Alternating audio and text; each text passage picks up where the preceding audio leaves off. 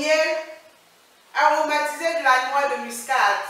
Pour notre recette, voilà ce dont nous aurons besoin. De 400 g de farine, 50 g de miel, 50 g de sésame, un œuf entier, 4 g de sel, une cuillère à café de noix de muscade râpée, 10 g de levure boulangère sèche, 15 g de lait en poudre, 80 g de beurre ou de margarine, 180 g d'eau et un jaune d'œuf pour la dorure. Comme ustensile, nous aurons besoin d'un moule, d'un saladier pour réserver notre pâte, d'un robot. Bon, maintenant que les ingrédients sont présentés, je vais pétrir ma pâte. C'est une pâte qui prend un peu de temps. Heureusement, j'ai mon robot. Mais si vous ne l'avez pas, ce n'est pas grave, vous faites un peu de sport.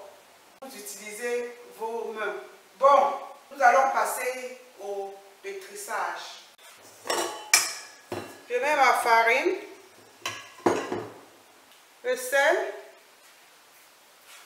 J'aime toujours le sel, la muscade,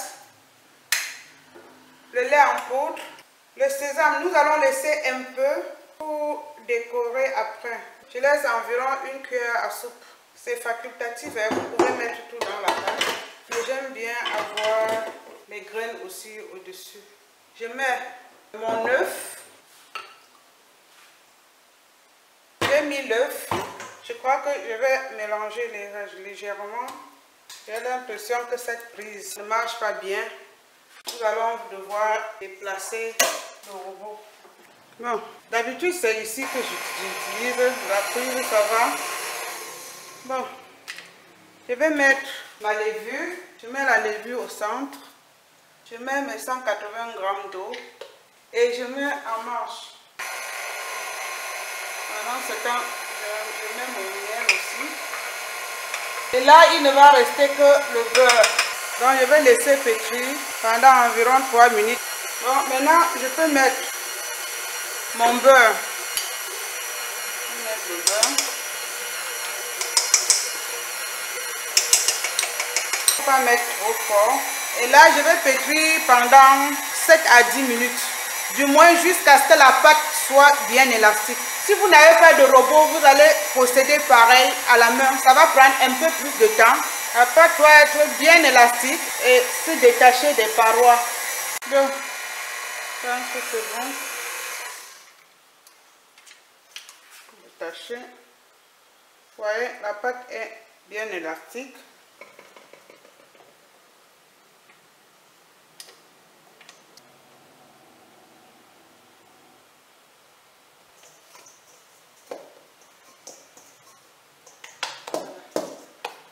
Une boule, je couvre et je laisse lever 1 heure. Je laisse dans un coin pendant 1 heure, 1 heure, 1 heure 30 jusqu'à ce que la pâte double de volume. Je vois ma pâte. Vous voyez, elle a doublé de volume. Je vais la façonner. Je vais la dégazer d'abord. Fariner un peu.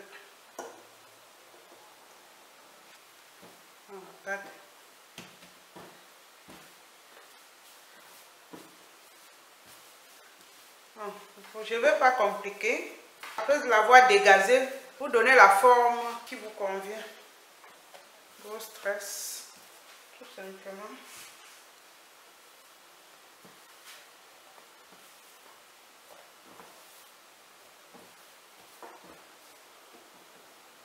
Et là, je dépose dans le moule. Je couvre et je laisse encore lever pendant 1 heure. 10 minutes avant la fin, je vais allumer mon four à 180 degrés. Ça fait 1 heure. Vous voyez comment ma brioche est bien levée. Je vais la badigeonner du jaune d'œuf. Je vais mettre un peu d'eau. J'ai mis une cuillère à café d'eau pour liquéfier un peu mes œufs. Pour pouvoir badigeonner facilement. Idéal pour le petit déjeuner ou pour le thé. Généralement, je l'ai toujours. Je fais ceci, je coupe en tranches. et je mets au frigo. Voilà, je mets les graines. J'ai déjà allumé le four, j'attends que la température monte. C'est bon. Ça atteint la température. Je vais enfourner.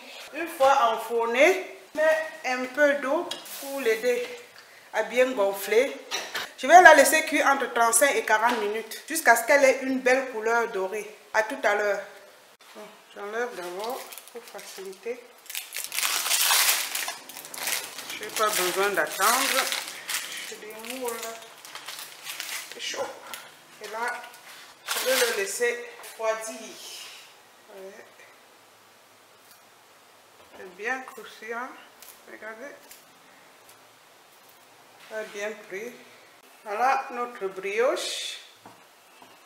Voilà notre brioche au miel, au sésame, aromatisé de noix de muscade. Je peux trancher. C'est encore chaud, croustillant. Regardez bien la mie à l'intérieur. Regardez bien notre pain brioché. Voici mon pain brioché au sésame.